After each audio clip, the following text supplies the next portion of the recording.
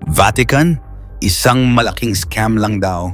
Maraming tinatago at matagal nang may impluensya sa buong mundo. May kasabihan tayo na hindi lahat ng nagdarasal ay banal sa mundo ng mga sekreto at teorya. Sino ang nagsasabi ng totoo at sino ang nagbabaluktot lamang ng katotohanan?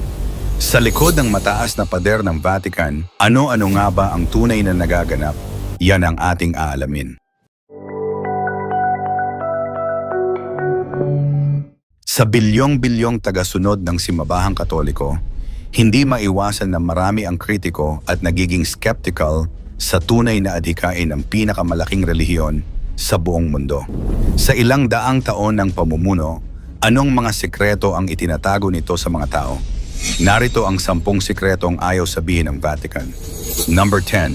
Ang chronovisor, time machine invention. Alam mo ba na may isang pari na nag-imbento umano ng makina na kayang tumingin sa nakalipas? Si Father Pellegrino Ernetti, isang Benedictine monk, ay umangkin na gumawa siya ng time travel television kasama ang mga kilalang siyentipiko tulad nina Enrico Fermi at Wernher von Braun.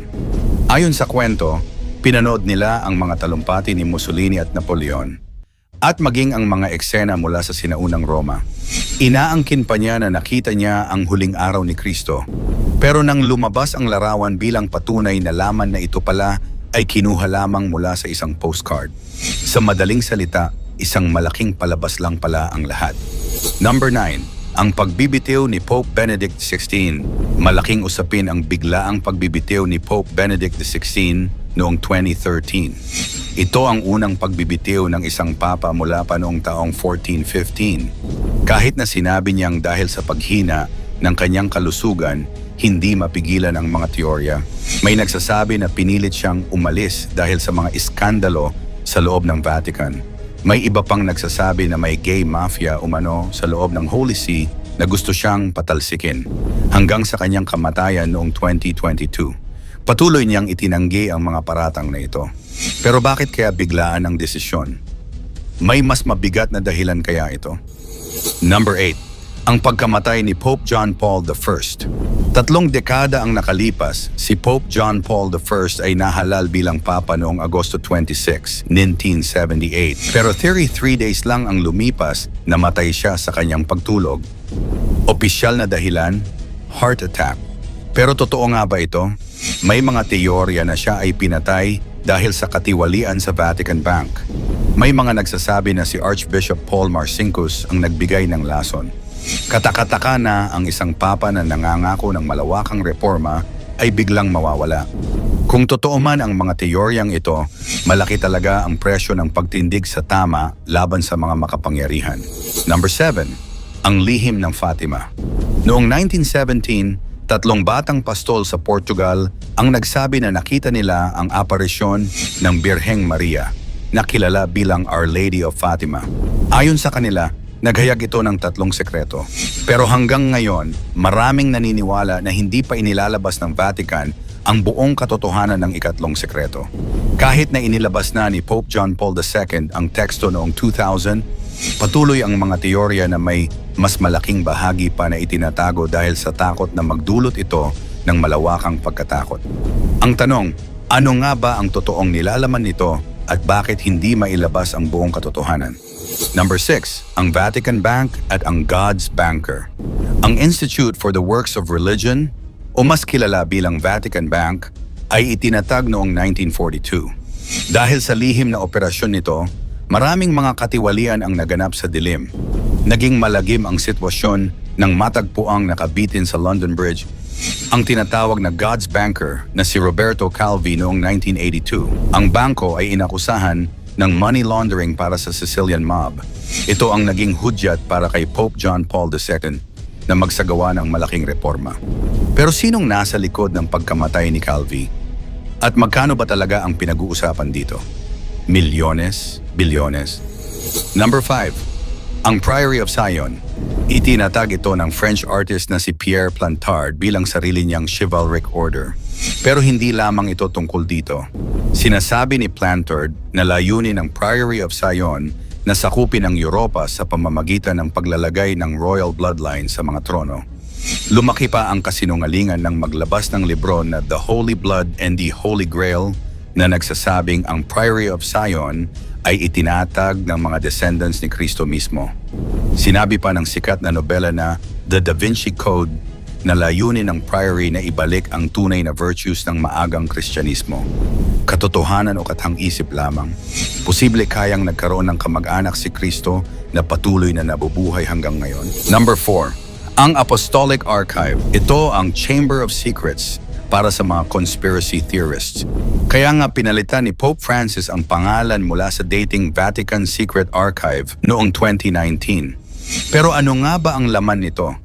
May mga nagsasabi na narito ang tunay na chronovisor, patunay ng bloodline ni Jesus, at maging ang pinakamalaking collection ng adult films at iba pang material.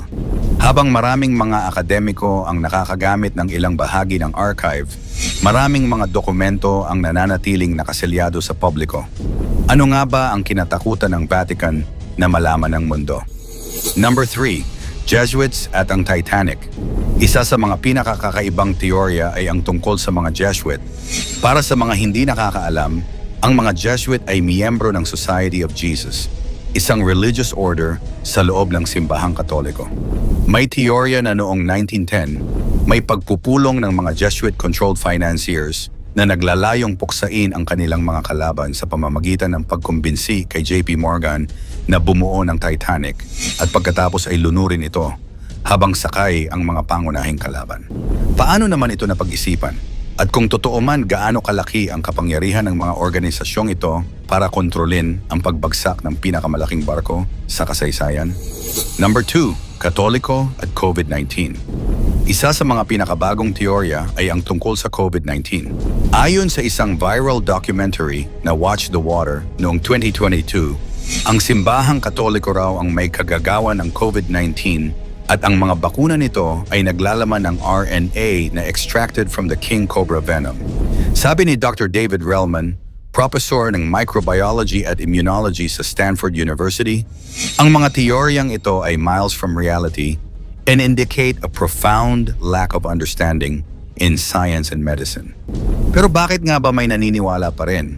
Ano ang hinahanap ng mga tao sa ganitong klaseng teorya? Number 1, ang nakatagong bahagi ng Biblia.